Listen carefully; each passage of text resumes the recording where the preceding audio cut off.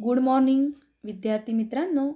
आज आपण इयत्ता 5वीच्या मराठीच्या पाठ्यपुस्तकातील पाठ 20वा माझं शाळेचं नक्की झालं या पाठाचा उर्वरित भाग या व्हिडिओमध्ये पाहणार आहोत.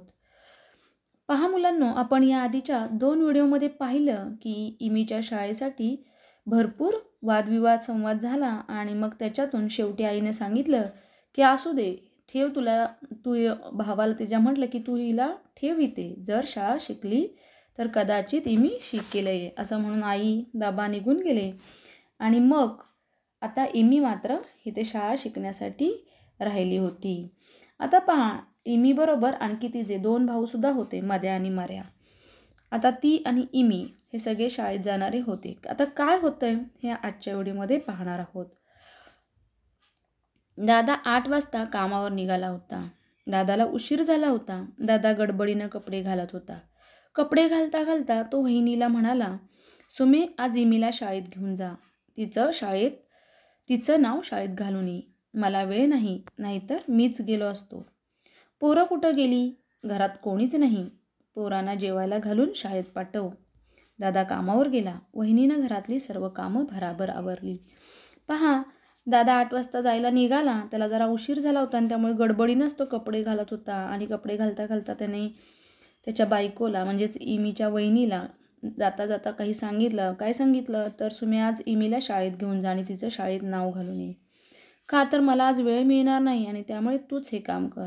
पोरं कुठे गेली? आता त्याचे 2 भाऊही तिथे होते आणि त्यामुळे ती गेले कुठे? घरात कोणीच नाही. पोरांना जेवायला घालून शाळेत पाठव. दादा कामावर गेला. वहिनीनं घरातली सर्व कामं भराभर आवरली. आता दादा निघून गेला आणि वहिनीसुद्धा तिची जबाबदारी पाडतच होती. तिनं सगळी कामं पटापट आवरली. आणि पहा पुढे काय झालं.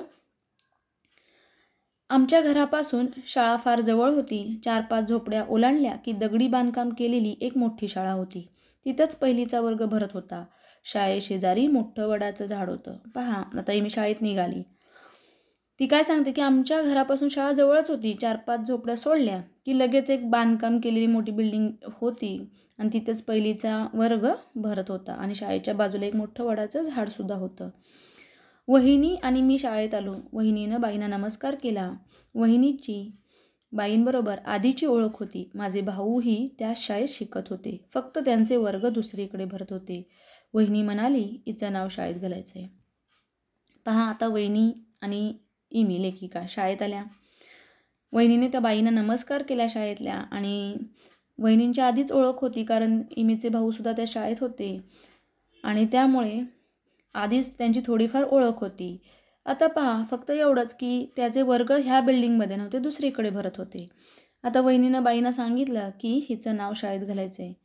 आणि बाईंनी या इमीकडे, लेखिकेकडे निरखून बघितलं आणि माझी माहिती विचारायला सुरुवात केली. मुलीचं पूर्ण नाव काय? आता बाईने ह्या मुलगीकडे पाहिलं आणि मग विचारली माहिती की हिचं पूर्ण नाव काय आहे. वहिनी म्हणाली, विमल नामदेव भोसले. वहिनीनं नाव सांगितलं की विमल नामदेव भोसले. पहा, इमी आपण म्हणतो पण तिचं नाव होतं विमल नामदेव भोसले. बाईंनी नोंदवहीत ते लिहून घेतलं. हिची जन्मतारीख सांगा. बाईंनी पुन्हा प्रश्न केला. आता पहा, आताचे आईबाबा किती खटपट करतात, पण ज्यांच्या आईबाबा 2 वेळच्या जेवणासाठीच फार खटपट करत असतात त्यांना कुठे काय लक्षात राहणार आहे. जन्मतारीख कोणाला माहीत होती असं म्हणते ती. मी जन्मलेलं वर्ष मात्र वहिनीला माहिती होतं. हा, जन्मतारीख माहीतच नव्हती. वहिनीला काहीतरी वर्ष आठवत होतं किंवा माहीत होतं आणि त्यामुळे तिने जन्मतारीख सांगून टाकली. म्हणजे तिनेच जन्मतारीख ठरवली आणि ती वर्षानुसार सांगून टाकली.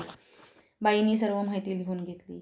पहा, मग आता बाईंनी माहिती पूर्ण लिहून घेतली आणि बाईंनी काय विचारलं पहा. नारळ आणला का? बाईंनी वहिनीला विचारलं. वहिनी बाईंच्या तोंडाकडे बघू लागली. बाई थोडा वेळ थांबून पुन्हा म्हणाल्या, शाळेत नाव घातलं म्हणजे नारळ किंवा ₹1.25 द्यावा लागतो, तुम्हाला माहीत नाही का? पहा, कदाचित त्यावेळीची पद्धत असेल. त्यांनी विचारलं, नारळ आणला का? वहिनी बाईंच्या तोंडाकडे बघू लागली, कारण वहिनीने कदाचित आणला नसेल. आणि बाईही थोडा वेळ थांबून म्हणाल्या की शाळेत नाव घातलं की नारळ किंवा ₹1.25 द्यावा लागतो, हे तुम्हाला माहीत नाही का? म्हणजे तुम्ही आधीच 2 मुलांना शाळेत घातलेलं आहे, म्हणजे तुम्हाला हे माहिती पाहिजे, मग तुम्हाला माहीत नाही का? वहिनी म्हणाली, मी नारळ नाही आणला, पैसे तर माझ्याजवळ नाहीत, नंतर आणून देईन. पहा, आता कदाचित त्यावेळची पद्धत असेल. आणि त्यामुळे वहिनींनी म्हटलं की मी आज नारळ नाही आणलं आहे आणि पैसे तर आत्ता माझ्याजवळ नाहीत आणि त्यामुळे मी नंतर ते नक्की आणून देईन. वहिनी घरी गेली, मी शाळेत बसले. पहा आता वहिनी मीला तिथे शाळेत सोडलं आणि वहिनी घरी गेली. बाई वर्गात शिकवू लागल्या. थोड्या वेळानं बाईंनी मला जवळ बोलावलं. माझी पाटी घेतली. ग, म, भ, न ही 4 मुळाक्षरे लिहून दिली आणि ती गिरवायला सांगितली. पहा आता चा पहिला दिवस होता शाळेचा आणि त्यामुळे मी शाळेत बसली. थोड्या वेळानं बाईने जवळ बोलावलं, तिची पाटी घेतली, त्याच्यावरती मुळाक्षरं लिहिली. कोणती? ग, म, भ, न आणि तिला सांगितलं की ही गिरव. मी माझ्या जागेवर येऊन बसले आणि दुपारी जेवणाच्या सुट्टीत घरी आले. पहा आता लेखिका ते अक्षरं गिरवत बसली जाऊन तिच्या जागेवर आणि मग जेवणाची सुट्टी झाली आणि जेवणाच्या सुट्टीत ती घरी आली. माझे सगळे भाऊही जेवणासाठी घरी आले होते. आम्ही जेवण करतो न करतो तोपर्यंत शाळेची घंटा झाली. आता पहा हे लोक घरी आले, जेवत होते आणि जेवत करतायत न करताय म्हणजे जेवण चालू होतं आणि तोपर्यंत शाळेची घंटाही वाजली. वहिनीनं पैशांसाठी 2-3 डबे उघडून बघितले, त्यात काहीच नव्हतं. पहा आता वहिनीला माहीत होतं की शाळेमध्ये आपल्याला काय करायचे, ₹1.25 द्यायचे आणि त्यामुळे वहिनीने आता घरामध्ये डबे शोधायला सुरुवात केली की कुठे टाकून ठेवलेले पैसे सापडत आहेत का, पण त्यात काहीच नव्हतं. आमच्या शेजारी पाटलांची मुलगी लता राहत होती. आम्ही तिला लता अक्का म्हणायचो. पहा आता तिथेच शेजारी त्यांच्या गावची असेल कदाचित पाटलांची मुलगी लता, जिचं नाव होतं, ती राहत होती आणि हे सगळे तिला लता अक्का. लता अक्का म्हणजे लता अक्का, मोठी असल्यामुळे अक्का म्हणायचो. वहिनी लता अक्काच्या घरी गेली. मी पण तिच्या मागोमाग गेले. आता वहिनी त्या लता अक्काकडे गेली आणि ही छोटी मी सुद्धा वहिनीच्या मागनं गेली.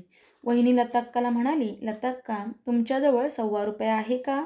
इमीच्या शाळेत द्यायचं आहे, मी ते आल्यावर परत करेन. पहा आता वहिनीला घरात काही ₹1.25 सापडला नाही आणि त्यामुळे मग वहिनी शेजारी गेली आणि त्या लता अक्काला म्हणाले की मला शाळेमध्ये ₹1.25 भरायचं आहे, जर तुमच्याकडे आत्ता असेल तर मला द्या, मी ते आल्यावर म्हणजे इमीचा भाऊ आल्यावर, दादा आल्यावर ती तुम्हाला परत करेन. लता अक्कानं घरात सगळी शोधाशोध केली आणि माझ्या हातावर ₹1.25 ठेवला. पहा ₹1.25 मिळणंसुद्धा किती अवघड गोष्ट होती. लता अक्काने सुद्धा घरात सगळी शोधाशोध केली ₹1.25 मिळवण्यासाठी आणि तो मिळालेला ₹1.25 त्यांनी लेखिकेच्या हातावर ठेवला. मी तो घेऊन शाळेत गेले आणि मग लेखिका म्हणते की मी तो घेऊन शाळेत गेले बाईंना देण्यासाठी आणि माझ्या शाळेचं नक्की झालं. म्हणजे तो ₹1.25 भरला आणि मग मात्र माझ्या शाळेचं नक्की झालं. म्हणजे एका शाळेसाठी, शिक्षणासाठी किती धडपड करावी लागत होती हे या पाठामध्ये विमल मोरे या लेखिकेने उत्तमरित्या मांडलेलं आहे. मुलांनो, हा पाठ इथे संपलेला आहे. धन्यवाद.